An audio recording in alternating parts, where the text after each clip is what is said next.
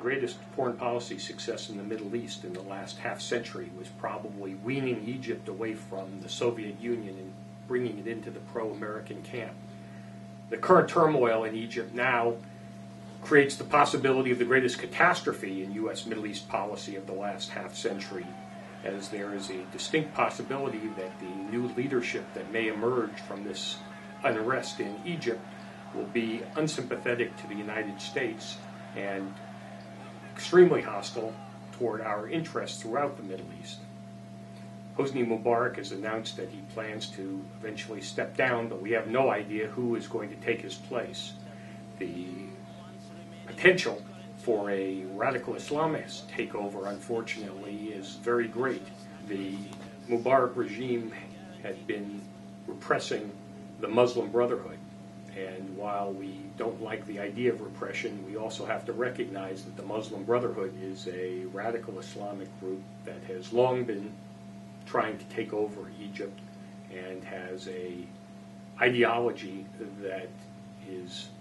anti-American, anti-West, anti-Christian, anti-Semitic. They also pose a very serious threat to the Egyptian people and to the broader Middle East. First to the Egyptian people by the threat of imposing the kind of Islamic regime that has essentially enslaved the people in Iran, also by promoting terrorism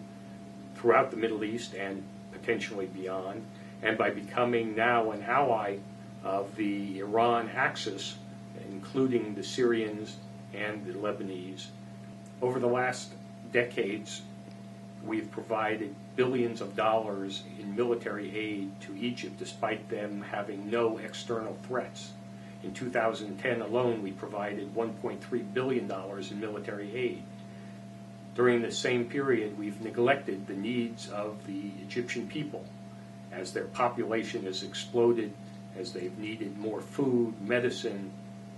employment opportunities. We've provided just last year a paltry $250 million in economic aid.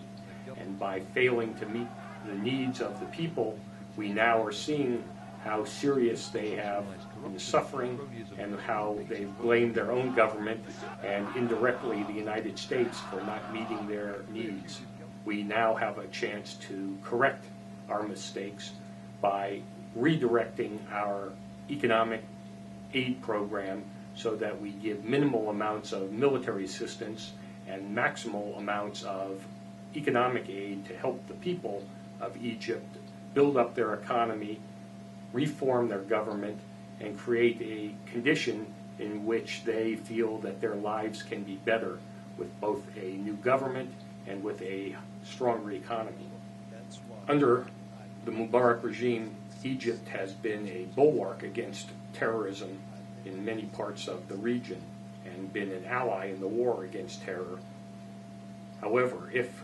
a new regime comes to power, especially one associated with the Muslim Brotherhood, it's possible that the largest Arab country with the largest army supplied by American weapons could now be a major source of terror and could become one of the greatest threats to American interests throughout the region. Therefore, it's especially important that the United States carefully calibrate its response to the current unrest and make sure that in its desire to see freedom and democracy reign, it doesn't make the same mistake that it did in the Palestinian Authority by forcing elections that brought to power the radical Hamas, which undermined much of the peace efforts and stability that the United States hoped to create between Israel and the Palestinians. As it stands, if Egypt does fall to a anti-American regime, the United States will have only three real friends in the Middle East: the Israelis, the Jordanians, and the Gulf states. And now we see growing unrest in Jordan, where the majority of the population is Palestinian, where there is long-time disaffection for the Hashemite regime there, and there is a distinct possibility that Jordan could be the next domino to fall. All of this unrest has serious implications for the State of Israel, which has been working to negotiate a peace agreement with the Palestinians.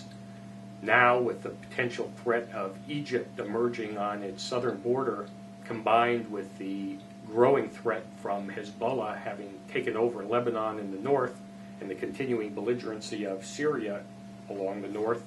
it makes it extremely difficult for Israel to consider any additional territorial compromises to be surrounded with enemies as it was prior to 1967. And in those circumstances, it's hard to see how Israel will be able to pursue a peace agreement with the Palestinians, which would allow them to be completely encircled by potential enemies.